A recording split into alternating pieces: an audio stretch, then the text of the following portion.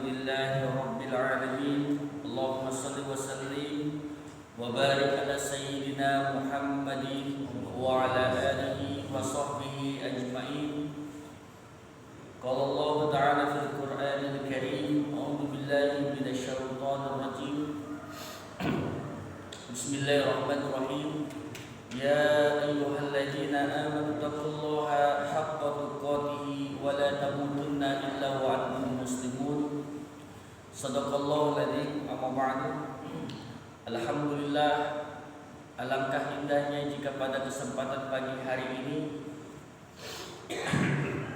di Ramadan yang ke-13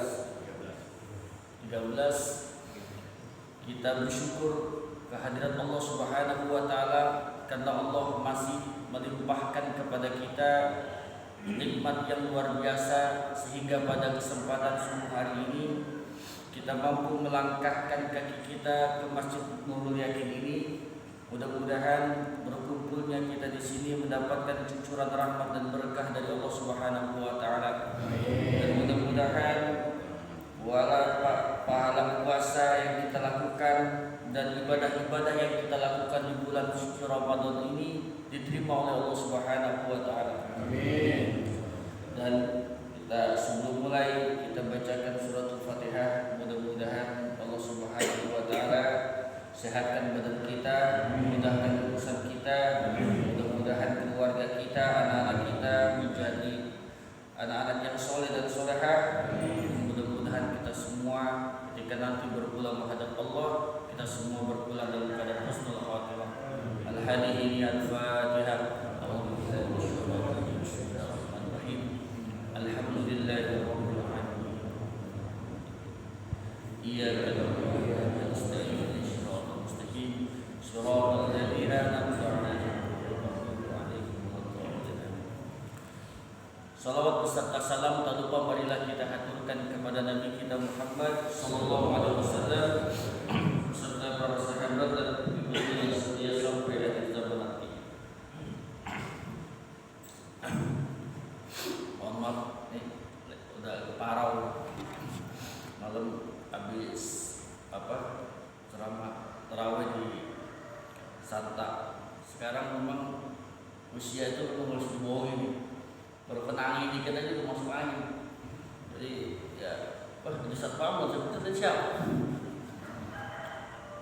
Baik, yang kita bahas pada kesempatan malam hari ini, karena di kajian ini hanya sekali di Ramadan ini sekali aja kajian ya, sekali. Jadi kita bahas Quran saja. Nanti mungkin memang boleh juga kalau bisa nanti kita seling, kita kaji Quran, tafsir sambil kita kemudian pegang Quran satu-satu sambil kita kemudian dengarkan bacaan masing-masing. Jadi kita mengkaji, tapi yang kita buka Qurannya Quran terjemah. Jadi mungkin itu nanti bisa sambil sedikit banyak kita memahami yang ada di dalam Quran. Baik, yang kita bahas pada kesempatan subuh hari ini yaitu surat Al-Maidah. Surat Al-Maidah itu surat berapa, Pak? Al-Maidah. Ini belum jauh nih Al-Maidah, masih tidak jauh-jauh dari Al-Fatihah. Berapa? 5 apa 6? 4 apa 5? Itu baru Al-Maidah. Apalagi Al-Isra juga dikit.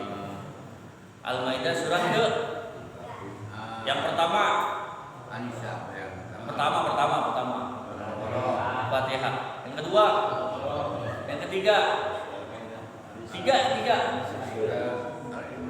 Al-Imran. Keempat Al-Baqarah. An-Nisa. Kelima Al-Maidah. Keenam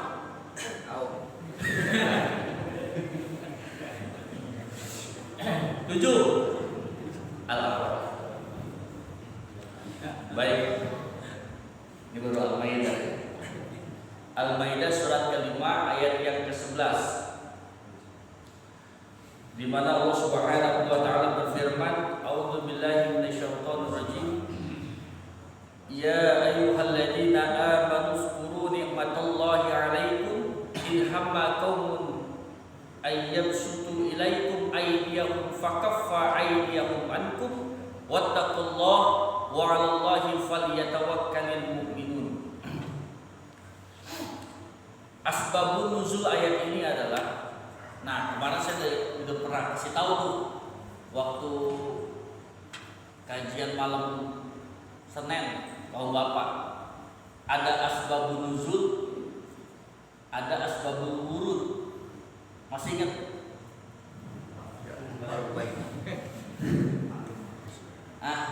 Asbabun nuzul apa, Bu?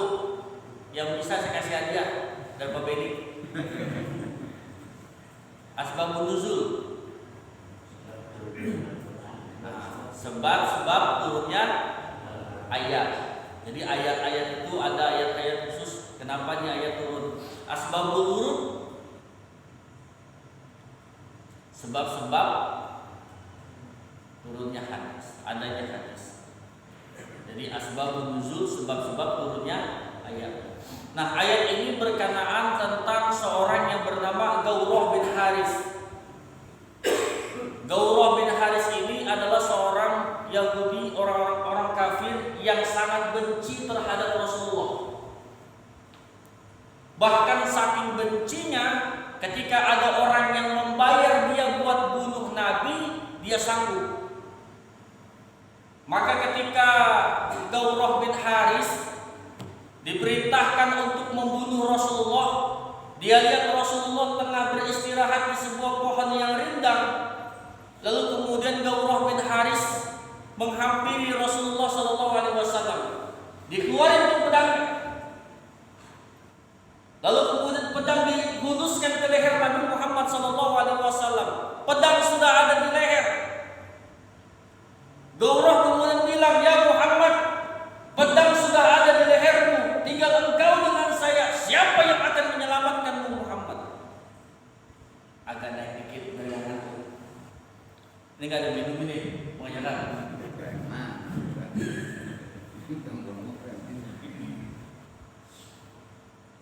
Kata Gaurah, kata Nabi Muhammad SAW, yang akan menyelamatkan nyawa saya adalah Allah Subhanahu wa Ta'ala. Mendengar nama Allah, tangan Gaurah gemetar. Pedang jatuh, diambil sama Nabi, lalu kemudian dibalikkan ke leher Gaurah. Gaurah, keadaan sekarang sudah berbalik. Tinggal engkau dengan saya. Siapa yang akan menyelamatkan nyawamu, Gaurah? Kata Gaurah, tidak ada seorang pun Muhammad kecuali engkau mau memaafkan kesalahan saya. Apa yang Nabi lakukan? Itu pedang dibalikkan ke Gaurah, lalu kemudian Nabi Muhammad SAW memaafkan kesalahan Gaurah. Luar biasa, Pak. Luar biasa. Coba kita, Pak, ditodong sama jamret, udah di leher, pedangnya jatuh, kita ambil, kira-kira kita seksa atau bukan? Hah? Banyak baik. Semper banget. Apa yang kemudian dilakukan Nabi? Dibalikin, dimaafin. Itulah yang kemudian Gaurah mengatakan, "Asyhadu an la ilaha illallah wa asyhadu anna Muhammadar Rasulullah." Masuk Islam. Akhlak Nabi yang luar biasa, disakitin, dizolimin, tapi kemudian mau memaafkan. Ini luar biasa. Al-ayat, ada asbabun nuzul ini ada beberapa versi. Ini versi yang pertama. Versi yang berikutnya kemudian dikatakan bahwa dalam tafsir Ibnu Katsir bahwa Allah ingin mengingatkan orang-orang muslim bahwa begitu banyak Allah menyelamatkan nyawa mereka. Ketika orang-orang Yahudi berusaha ingin membunuh mereka orang-orang muslim, maka Allah mengingatkan mereka untuk banyak-banyak mengingat Allah Subhanahu wa Ta'ala. Perhatikan ayatnya. Ya ayyuhalladzina amanu dzkuru ni'matallahi 'alaikum. Wahai orang-orang yang beriman, perbanyaklah mengingat-ingat nikmat Allah. Udzkuru nikmatallahi 'alaikum. nikmat Allah. Ayat ini berkenaan kepada Nabi Muhammad, tapi tentunya juga kepada kita. Hai Muhammad, ingat dong nikmatku kepada kamu. Saya yang sudah menyelamatkan engkau. Fakaffa aydiyahum ankum. Kami tahan. Kan tadi kan orang begitu kan? Ketika dia mau membunuh, ketika disebut nama Allah, gemeter tangannya. Siapa yang bikin gemeter? Allah. Fakaffa aydiyahum ankum. Kami tahan tangan dari orang-orang yang akan membunuh engkau. Apa maknanya buat kita juga umatnya hari ini? Pertama, ada 3 pesan penting dalam surat Al-Maidah ini. Yang pertama adalah perbanyak mengingat-ingat nikmat Allah. Nikmat Allah sama kita Pak begitu luar biasa banyaknya. Coba kita ingat-ingat, kita ini kira-kira 10 tahun yang lalu, 20 tahun yang lalu, 30 tahun yang lalu, kira-kira kita ini siapa? Sampai kemudian pada saat ini Allah berikan kepada kita segalanya mungkin. Ada yang mungkin udah punya rumah, dulu Pak boro-boro punya rumah kontraktor atau kontraktor, kontrak sana, kontrak sini, kontrak sana, kontrak sini. Sampai kemudian Allah berikan kemudian keberkahan kepada kita punya rumah, punya ini dan lain sebagainya. Maka Allah mengingatkan kepada kita, uzkuru nikmatallahi alaikum. Perbanyak mengingat nikmat Allah. Nikmat apa yang harus kita syukuri? Yang pertama adalah nikmat iman. Ini nikmat iman adalah nikmat termahal dalam hidup kita. Maka kita harus menjaga iman kita ini jangan sampai kemudian iman kita ini goyah. Tantangan menjaga iman hari ini Pak luar biasa. Berapa banyak orang yang menggadaikan imannya cuma karena dunia. Berapa banyak orang yang menggadaikan agamanya hanya karena takut miskin, takut susah. Dia jual imannya, dia jual agamanya hanya karena dunia. Ada orang begitu hari ini? Banyak. Sekarang saya tanya, 10 juta pindah agama mau apa kagak? Bu, 10 juta pindah agama mau enggak? 100 juta? 1 miliar? 10 miliar? Oh hebat. Emang yang mau ngasih siapa? Cuma nanya.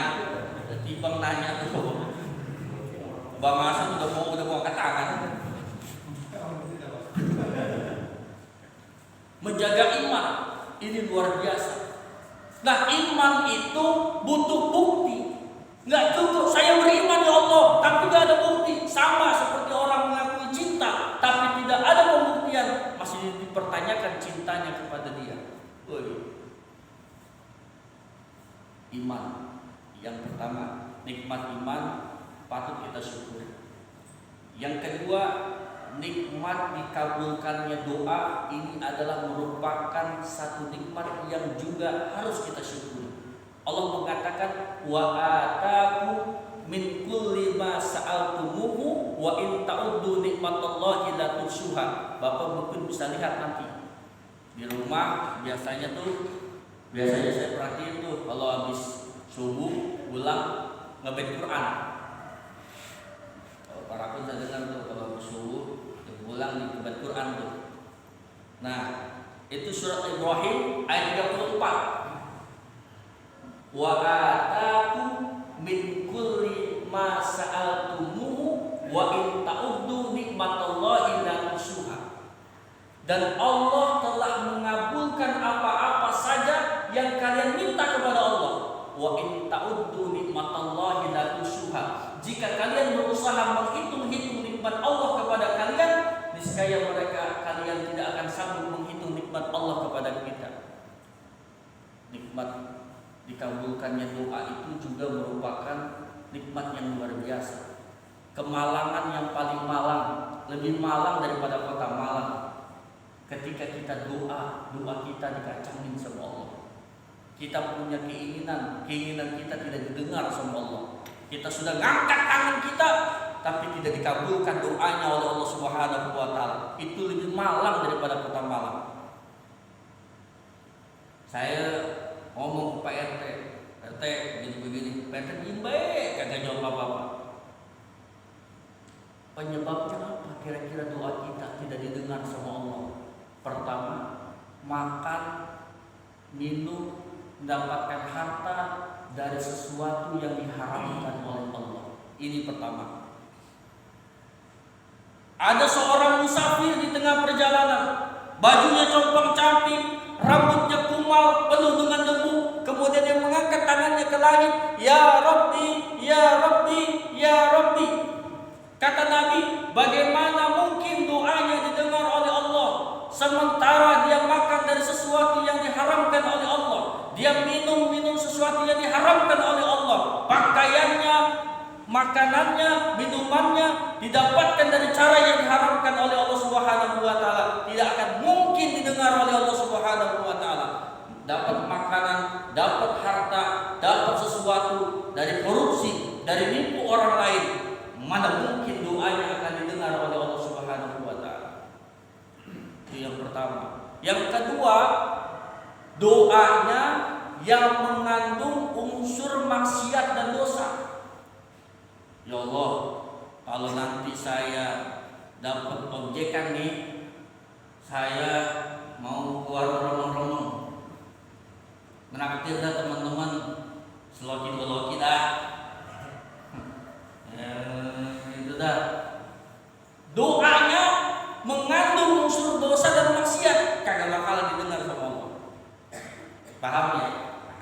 3. Kenapa doa kita tidak didengar sama Allah? Qad da'atullah falam yastajib. Kita minta sama Allah tapi pengen cepat-cepat dikabulin.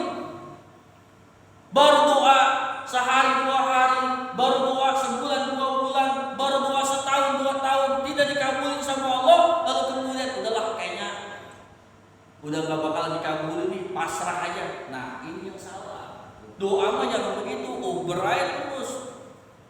Kalau kita mintanya gedean, mungkin agak lamaan, kejar terus. 3 tuh. Pertama, makan minum yang haram.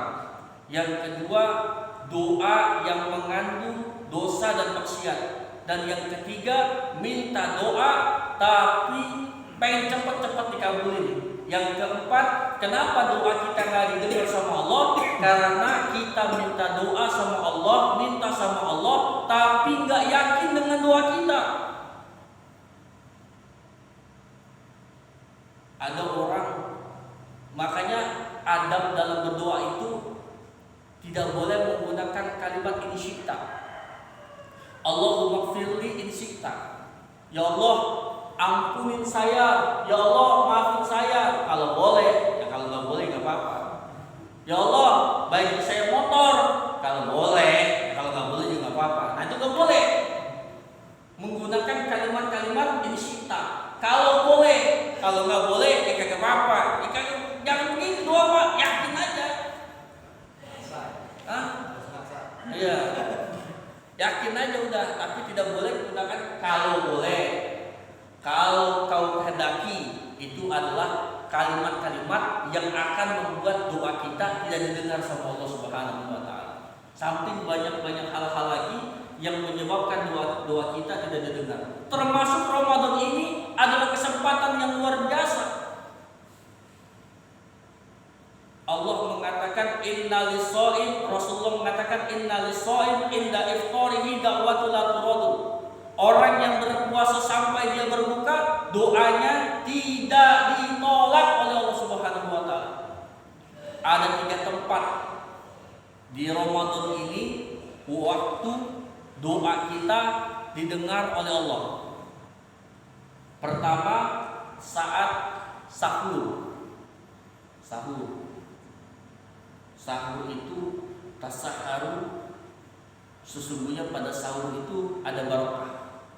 Jadi saat sahur perbanyak doa. Apa sih kira-kira target?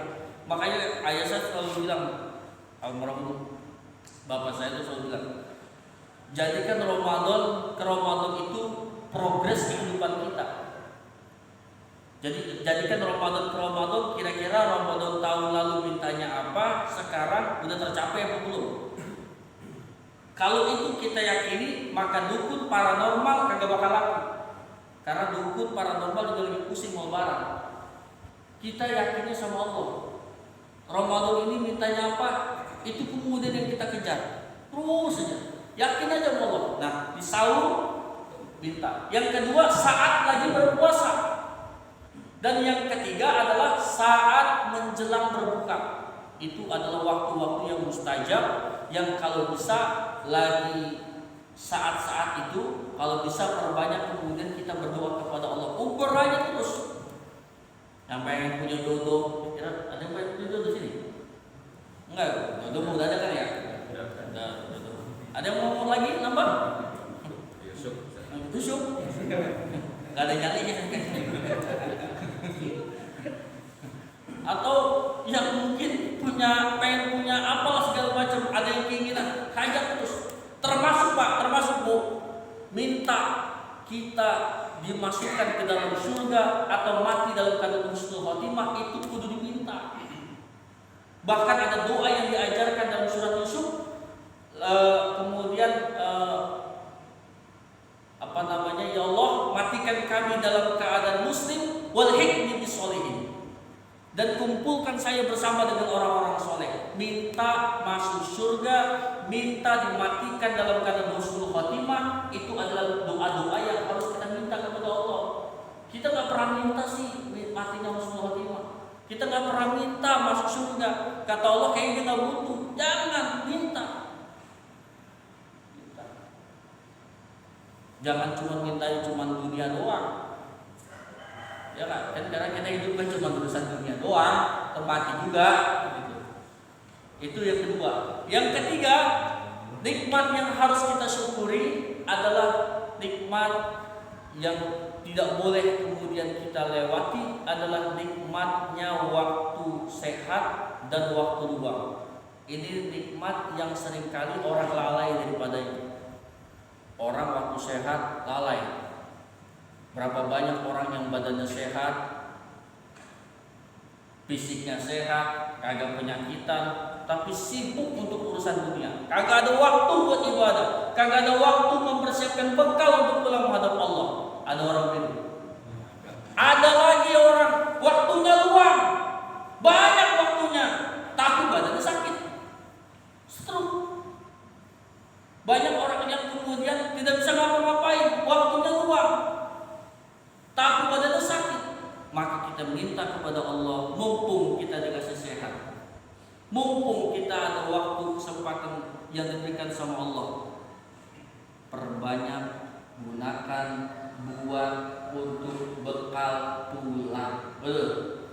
Pulang. Ini kita mah camat semua Pak, calon mati semua. Saya nggak tahu apa saya duluan bapak-bapak kan. Kebalik ya, bapak. Saya belakangan bapak duluan. Ya namanya mati mah siapa aja, ngacak aja. Tapi ya yang penting kita nih pada saat akhirnya kita bakalan pulang, siapin bekal, itu doang. Nah, yang kedua, masih ada waktu? Ada lontong. Yang kedua, di dalam surat Al-Maidah dikatakan, pertama, uskuru nikmat Allah, perbanyak nikmat Allah, mengingat nikmat Allah. Yang kedua adalah wattaqullah, tingkatkan takwa kita kepada Allah Subhanahu wa taala. Dan Ramadan ini adalah kesempatan kita untuk meningkatkan ketakwaan kita kepada Allah Subhanahu wa taala. Ini nanti insyaallah. Dan yang terakhir, falyatawakkalul mu'minun, yaitu yang ketiga. Yang pertama, perbanyak mengingat nikmat Allah. Yang kedua, perbanyak untuk meningkatkan ketakwaan kepada Allah. Dan yang ketiga, falyatawakkalul mu'minun, yaitu meningkatkan tawakal. Tawakal itu berserah diri. Orang seringkali mengartikan tawakal itu diem, pasif, tanpa ikhtiar. Ada nggak orang begitu? Kagak ngapa-ngapain di rumah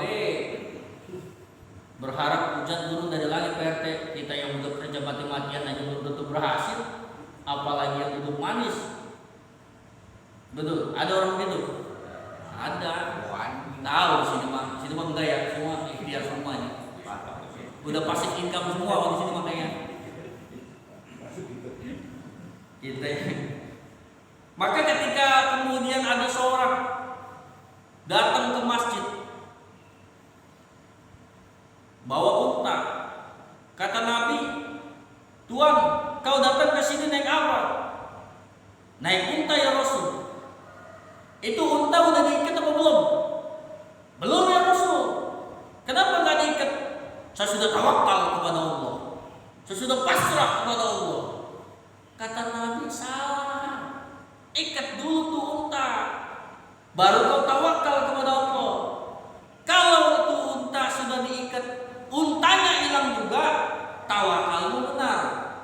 Kalau kemudian kamu tidak ikat, untamu hilang, tawakalmu salah." Paham gak jadi?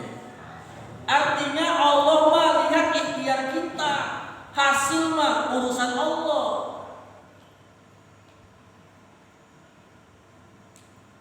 Maka ada dua unsur tawakal.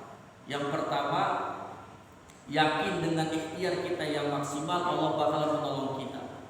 Saya ingat Pak, saya pernah dijemput Grab dari rumah nih ke Lebak Bulus. Itu orang, saya nggak ngerti. Tiba-tiba dia nanya, "Pak, kenapa ya Allah tuh nolong sih nolong, gitu. Nolong pakai si lagi, nolong sih nolong, tapi nolongnya di ujung. Udah kita udah panik, udah stres, baru datang pertolongan Allah." Ada gak kira-kira gitu? Ditolong sama Allah, tapi di ujung-ujung gitu. Lagi banyak utang, pusing mikirin utang, dibayar, dapat sih pertolongan, tapi di ujung. Saya bilang, "Pak, janganlah kita. Nabi aja Nabi, ditolongnya di ujung. Nabi Musa alaihissalam ketika dikejar oleh bala tentara Fir'aun di pinggir sungai, di pinggir Laut Merah, pengikutnya Nabi Musa kemudian sudah pada panik, khawatir, ya biasa pengikut begitu. Waduh, kita takut mati nih, wah ini. Nabi Musa tenang aja. Padahal sudah di pinggir laut, itu bala tentaranya Fir'aun sudah mulai mendekat, panik. Lalu kemudian Nabi Musa alaihissalam mengangkat tangannya. Qala inna ma'iya rabbi sayahdini. Rabbku pasti akan memberikan petunjuk kepada saya. Maka kemudian Allah memberikan petunjuk kepada Nabi Musa. "Wahai Musa, letakkan kemudian tongkat itu ke laut." Allah kemudian membelah laut itu kemudian. Apa Nabi Musa tahu? Nabi Musa cuma disuruh sama Allah, kagak bantah, letakin kemudian ke laut, terbelah kemudian laut itu terjadi dua bagian. Masuk, diselamatkan oleh Allah. Apa Nabi Musa tahu bakalan terbelah ke laut? Gak tahu. Nabi Musa cuma ngikutin maunya Allah, tapi Allah tidak akan mungkin menyia-nyiakan hambanya. Nabi Ayub sakit berapa tahun? Nabi Ayub sakit berapa tahun? 20 tahun sakit. Badannya penuh dengan apa tuh? Belatung. Sakit kulit. Kita mengkodir mau sakit kulit doang ya nyari sidal. Baru bentol-bentol gitu. Kita udah ini sakit kulit, bahkan saking sabarnya dalam satu riwayat ketika tuh ulat jatuh, taruh lagi. 20 tahun. Dia doa kepada Allah, nggak putus-putus dikasih penyakit, dia minta kepada Allah, yakin betul Allah sembuhin.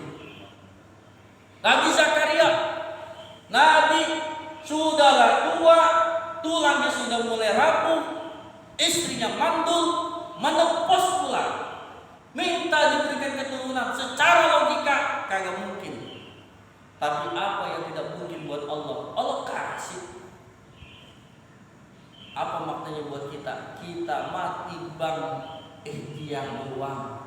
Insya Allah hajat-hajat kita dimudahin sama Allah. Tapi satu kata kuncinya, yakin sama Allah. Kalau nggak yakin sama Allah, kagak bakalan mau kayak gimana kek, kagak bakalan. Yang kedua, yang terakhir nih. Yang kedua, ridho dengan hasil akhir. Tawakal yang pertama, yakin dengan ikhtiar kita yang maksimal, Allah bakalan nolong kita. Yang kedua, ridho dengan hasil akhir. Apapun yang Allah kasih, itu yang terbaik buat kita. Kalau nggak dikabuli di dunia, mudah-mudahan tersimpan kebaikan kita ketika nanti kita berpulang menghadap Allah Subhanahu wa Ta'ala. Kalau kita begitu Pak, enteng kita menghadapi hidup, nggak ada beban, tenang, karena sudah langsung kita kemudian langsung hidup kita pasrahkan kepada Allah. Tapi jangan lupa ikhtiar yang maksimal, itu kata kuncinya, ikhtiar. Habis itu hasilnya serahin sama Allah Subhanahu wa Ta'ala. Jangan duduk santai di rumah sambil ngopi-ngopi nyantai, tapi kemudian kita tidak ikhtiar. Nah, itulah yang salah. Kira-kira itu yang bisa saya sampaikan pada kajian sungguh hari ini. Kita ada pertanyaan? Ya. Kita doa harus ikhtiar. Ikhtiar itu dapatkan apa yang Allah pakai saya kita katakan. Itu jenis ikhtiar itu yang bagaimana sih ikhtiar yang dalam Islam itu seperti apa? Oke, kita yakin karena Allah. Nah, jalan ikhtiar ini kan banyak macamnya. Ya dari niat, dari kemana-kemana ya tujuannya. Jawab pertanyaan itu, suatu saat ada pada zaman Umar bin Khattab, beliau lagi sidang ke sebuah tempat. Kemudian dia lihat anak-anak muda lagi di masjid, disamperin sama Umar. "Wahai anak-anak muda, kamu ngapain di sini?" "Kami tengah bertakarrub kepada Allah. Kami tengah berzikir, kami tengah berdoa, kami telah beribadah kepada Allah." "Kalian tidak bekerja?" "Tidak, pokoknya kami sudah pasrah kepada Allah." Dan anak muda. Lalu kemudian kata Umar, "Ketahuilah bahwa sesungguhnya rezeki itu tidak jatuh dari langit, tapi harus diikhtiarkan, bekerja. Tidak mungkin Allah akan merubah kehidupan kita kalau kita sendiri yang tidak merubahnya, kalau bukan kita sendiri yang merubahnya." Artinya ikhtiar itu kan macam-macam. Pekerjaan itu sebenarnya gini, orang sering kerja kita, mau kerja apapun, mau di pabrik kah, mau security kah, mau apapun, itu cuma cara Allah memberikan rezeki kepada kita. Buruh pagi dalam keadaan lapar, tapi dia diikhtiarkan keluar, dia cari rezeki, pulang dalam keadaan kenyang. Maka ikhtiar itu bermacam-macam. Selama yang kita lakukan itu adalah sesuatu yang halal, yang kemudian tidak melakukan korupsi, tidak melakukan hal-hal yang dilarang, tidak mendapatkan dari cara-cara yang tidak dibenarkan dalam agama, ikhtiar bekerja. Sebenarnya ikhtiar macam-macam. Ada kerja itu mah cara aja. Pada intinya Allah pengen ngasih, tapi ngasihnya Allah gak mungkin jatuh dari langit, tapi kita mesti kejar. Nah, ikhtiar itu macam-macam. Ya itu kalau pekerjaan, kalau kata Nabi, engkau yang lebih tahu bagaimana cara bekerja. Nah, itu yang penting adalah bagaimana ikhtiar itu sesuatu yang kemudian dihalalkan dan diperbolehkan, dan akhirnya nanti Allah akan memberikan kemudahan kepada kita. Orang kemudian misalnya pengen punya keturunan, ya ikhtiar. Ya ikhtiarnya ya terus usaha ya tiap malam. Terus kemudian jangan lupa terapi. Mungkin ada orang-orang yang mungkin ternyata ada saya Pak 3 tahun Pak, 3 tahun punya keturunan. Misalnya, kan ikhtiar orang macam-macam. Hajat orang kan beda-beda. Betul nggak? Hajat saya, ada saya pengen punya keturunan. Ya tentu ikhtiarnya berbeda dengan orang yang lain. Orang pengen punya mobil, ya ikhtiarnya mungkin berbeda. Jadi Kalau nyari ganti. apa? Nyari gantinya Pak. Nyari gantinya. Waduh. Nanya nih Tan, dia juga. Untung ibu-ibu nggak dengar keluar. Tan, Ya.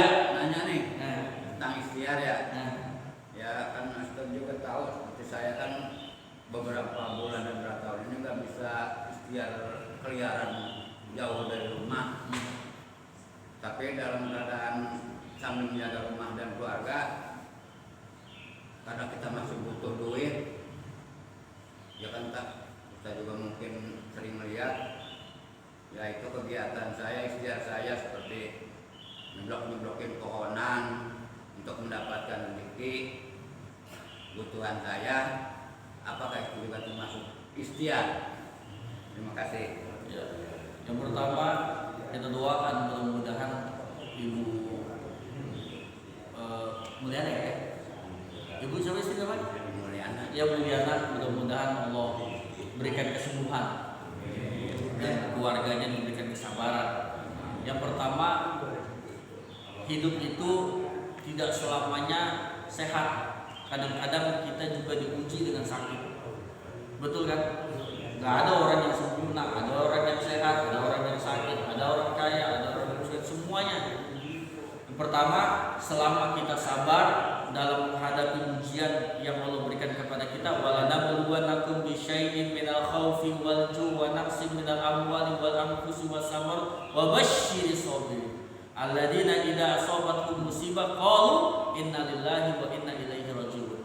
Kita yakin bahwa ujian yang Allah berikan kepada kita ini adalah dari Allah dan kemudian kita pasrahkan kepada Allah. Itu yang pertama. Harus jadi keyakinan kita bahwa ini semua dari Allah. Kalau udah begitu, jadinya kita tenang dalam menghadapi ujian. Yang kedua, ya ikhtiar, memang karena dalam kondisi yang terbatas, tidak kemudian bisa jauh, dan saya tahu betul nggak bisa ditinggal jauh karena memang cuma ini ya insya Allah lah itu bagian yang paling penting kan kita laki bergerak aja. Kemarin Pak saya ke daerah Kemang tuh, daerah Kemang ada keluarga 5 anak bilang begini, ya istrinya kemudian yang banting tulang karena suaminya meninggal dunia. Dia bilang ya sebego-begonya laki kata dia nih, orang kampung itu ngomongnya enak banget itu, sebego-begonya laki walaupun bagaimana juga di rumah kalau nggak ada laki ya repot. Makanya kita nih kaum laki-laki yang paling utama adalah kita berikhtiar bekerja. Perempuan itu ya di rumah, ya namanya menjaga rumah gitu. Nah, soal apapun yang diikhtiarkan, ya memang itu kemampuan kita, memang kita nggak bisa jauh. Ya mudah-mudahan itu nanti Allah kasih balasan rezeki dari arah yang tinggi juga. Insyaallah lah, mudah-mudahan itu bagian dari ikhtiar. Ada lagi Pak? Ya. Tadi kan kalau peristiwa Nabi sedang diurus pedang di lehernya. Nah, terus kan yang itu kan tangannya gemetar. Terus kan ada ayat yang saya tadi jelaskan, kami gemetarkan tangannya, gitu kan? Itu kan kalau menurut bahasa kan kalau kami kan banyak kita. Dan kalau misalkan aku, gitu kan? Aku itu berarti sendiri, karena Allah gitu kan yang menggetarkan tangan. Ini tadi Pak Ustaz membicarakan kalau di situ kami yang menggetarkan tangan. Maksudnya kami itu bagaimana? Terima kasih. Kalau lihat konteks artinya, memang tidak ada bahasa kami. Yang Allah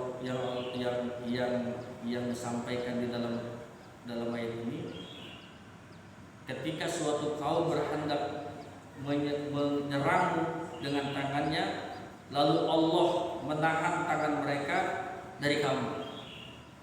Maksudnya adalah bahasa kami itu tadi bahasa saya, tapi bahasa Qur'annya adalah langsung Allah yang kemudian mengatakan Allah yang menahan tangan mereka. Jadi maksudnya adalah ya memang itu kan bahasa ya. Jadi maksudnya dalam ayat ini adalah Allah langsung yang berperan aktif dalam kemudian memberikan bantuan kepada Rasulullah SAW. Bahkan ketika orang-orang Muslim ketika itu banyak menghadapi masalah, diserang, kemudian mendapatkan intimidasi dari orang-orang kafir, Allah Subhanahu wa taala yang kemudian membantu orang-orang Muslim yang menghadapi masalah, berikan bantuan kayak dalam perang Badar 313 jumlahnya, sementara orang-orang kafir jumlahnya 3.000 hampir 3.000-an. Secara logika tidak mungkin, tapi kemudian Allah Subhanahu wa taala yang kemudian memberikan bantuan kepada orang-orang Muslim.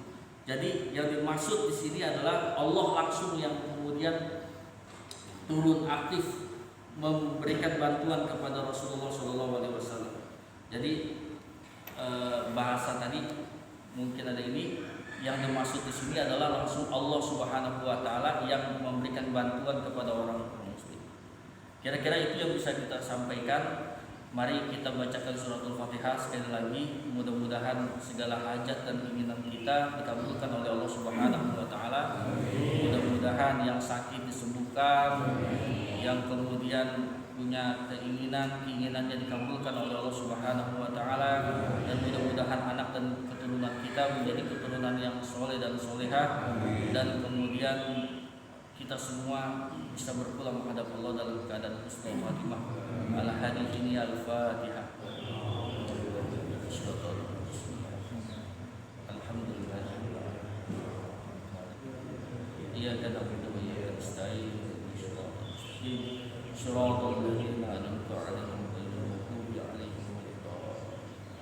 Rabb'ighfir lana wa liwalidina amin. Lebih kurangnya saya mohon maaf. Yang betul datangnya dari Allah, yang salah itu datangnya dari diri saya sendiri. Wassalamualaikum warahmatullahi wabarakatuh.